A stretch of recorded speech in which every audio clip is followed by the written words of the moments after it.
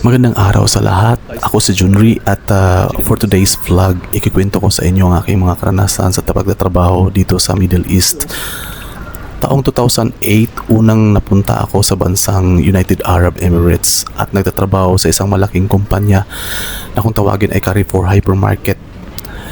April of 2008, nag-start ako nagtrabaho sa Carrefour Hypermarket bilang isang salesman at sa trabahong iyon ay challenging sa akin dahil unang-una first time ko mag-abroad at napakalaking adjustment ang ginawa ko sa buong buhay ko. Mahirap at masaya din ang trabaho ko sa Carrefour Hypermarket. Medyo challenging siya dahil na-culture shock ako sa umpisa. Dahil na-culture shock ako dahil lahat ay bago para sa akin. Sa pagkain, sa klima, sa lahat ng bagay, pati lugar. So new environment siya para sa akin kaya nanibago ako lahat-lahat. Unang 3 buwan ko sa Middle East ay hindi ako makatulog ng ayos. Halos on and off ang tulog ko at kahit sa pag-perform ng trabaho ko ay nahihirapan ako. Pero ganun pa man, nakaka-survive ako hanggat umabot ako ng 1 taon at na-embrace ko na lahat ng mga good and negative sides sa pag-abroad. So umabot ako ng 3 years sa Carrefour Hypermarket at nagpasya akong mag-resign para maghanap ng mas malaking opportunity, mas malaking sweldo. At yun nga, nakahanap din ako sa awa ng Diyos at nagtrabaho ako sa isang kumpanya ng electronics which is Philips brand na company. Doon maganda ang opportunity ko, medyo malaki ang kinikita ko at umabot ako ng 2 taon at kalahati sa kumpanya ngayon.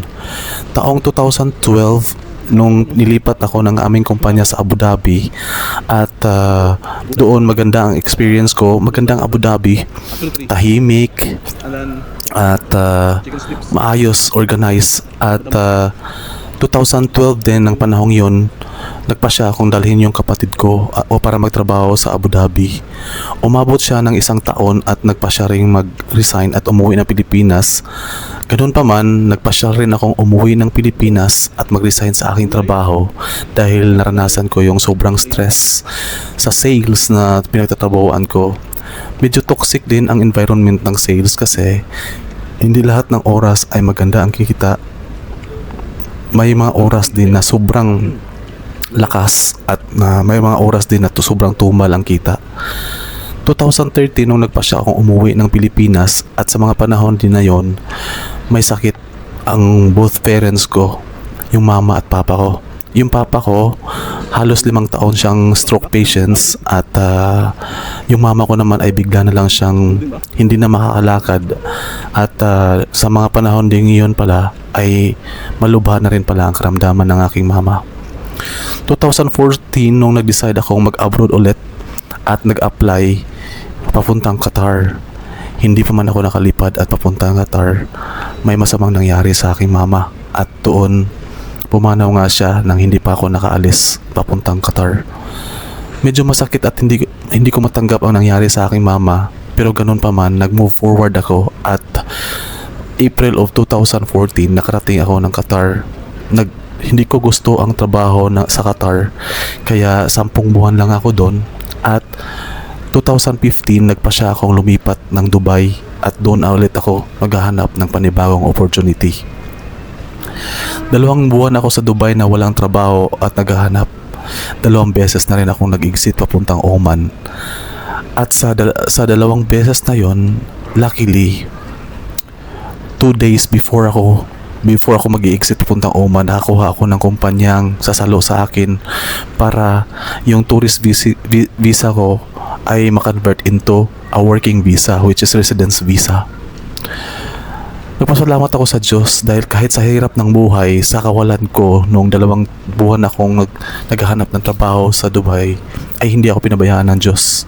At luckily, umabot ako ulit ng 3 taon hanggang sa 2018 nagpasya ulit akong umuwi ng Pilipinas.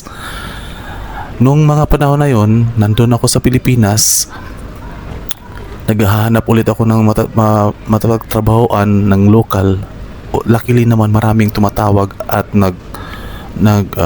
gusto kong i-hired nung mga panahon na yon. Kaso nga lang ako lang ang mamili ng trabaho dahil sa naninibago ako sa sweldo, sa lahat sistema ng trabaho. Doon ay nahihirapan ako.